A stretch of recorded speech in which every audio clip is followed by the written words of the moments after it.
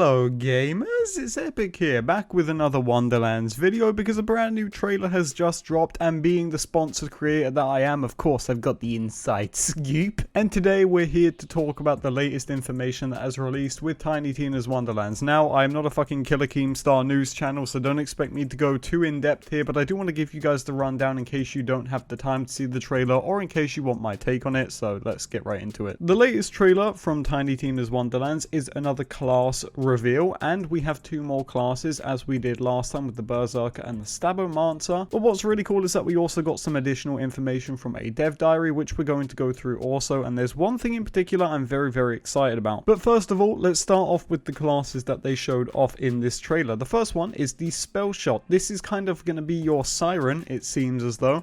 And the Spellshot is a mage, basically a wizard. It can use wands, it can fire dual wield spells from each hand to deal bonus elements to enemies. And we do get a shot of that in the trailer with the Spellshot shooting both fire and ice at an enemy at the same time. And this is going to be really good for builds, I think. There's going to be a lot of elemental damage builds that you'll be able to use to apply numerous elements to a group of enemies. So this alone, this action skill right here, or this spell in this case, looks very cool. There is also another spell which turns enemies into a polymorph, which is basically a sheep, but the most interesting one from the Spellshot reveal, which I wanted to pay attention to, is very odd to me because in the gameplay what you're seeing is the Spellshot clicking its fingers and then it hits the enemy with a dot and it dies. But it makes me wonder what the clicking is. Is this a take on Zero's kunai skill from Borderlands 2?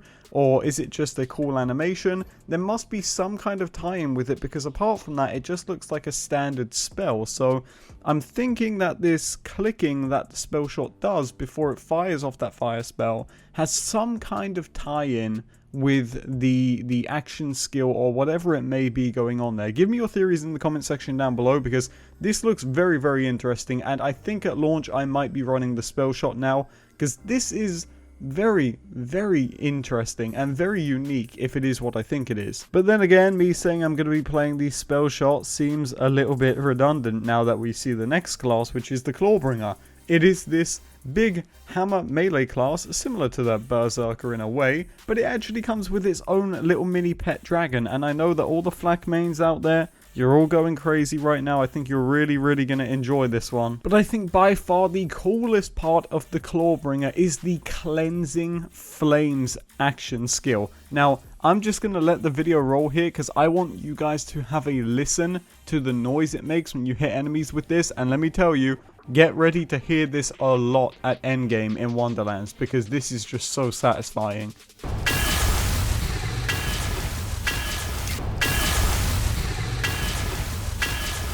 The other skill that the Clawbringer possesses is the Storm Dragon's Judgment. This is basically a ripoff of Thor's Mjolnir, where you can throw a hammer at enemies and then pull it back to you, basically getting 2 hits off on them. And listen, I don't want to make too many predictions because I'm sure we have a lot more classes to reveal, but the Clawbringer is going to be nuts. It just seems like this class is going to be absolutely ridiculous. If you've played Endgame in Borderlands 3, you'll know that Gearbox's enemy design is very samey when it comes to the placement of the ads and how they throw them at you. So using this Storm Dragon's Judgment in a high mobbing scenario seems like it's going to be a very effective way to clear rooms.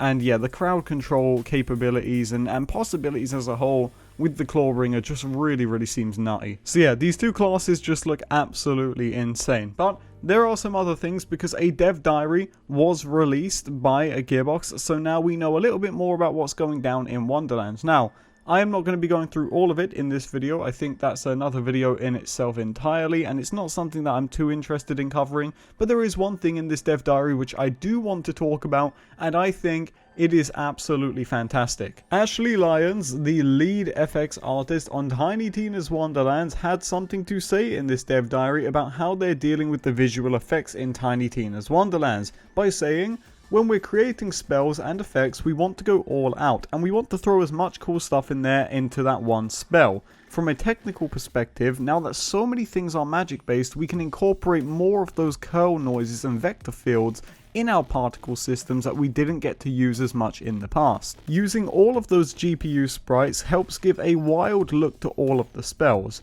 Once we get that initial look, we might pull back visually just a tad bit so you don't have 4 people doing the same thing and end up with this visual vomit all over the place. You've got to find that balance of does this look cool and versus will it play. So if you are like me and you are aware that Borderlands 3 is notorious for running absolutely trash on the lower end systems out there, and I say lower end, but then again my old build was kind of a beast in itself and it struggled to run BL3, but you will know anyway that Borderlands 3 is a game which just did not run well, and it sounds like here in this interview that Wonderlands is being pushed for a better optimization rate. It seems as though they are really taking a look at the things like the visual clutter which plagues Borderlands 3 and even Borderlands 2 and the pre-sequel, and they are really trying to tone that down. I think that's very, very important in this game. It's very, very exciting. So it's going to be really, really interesting to see how this all handles at launch, and I'm very excited to do it along with you guys. You know we're going to be streaming it as always. But gamers, that's going to do it for this video. Thank you so much for watching. I'll leave links to the trailer and the article in the description should you want to check it out. And 2 more things just before we go. Firstly, if you want to pick up Wonderlands on PC, get the Chaotic Great Edition from my link in the description to get the Butt Stallion Cosmetic Pack. Just be aware that I do get compensation from 2K when you purchase through my link. And additionally, if you're picking yourself up some G Fuel in time for the holidays, don't forget to use code EpicNNG and remember to tag me on Twitter in your pictures. With that being said, thank you guys so much for watching. Have a blessed day, everybody, and I'll see you in the next one.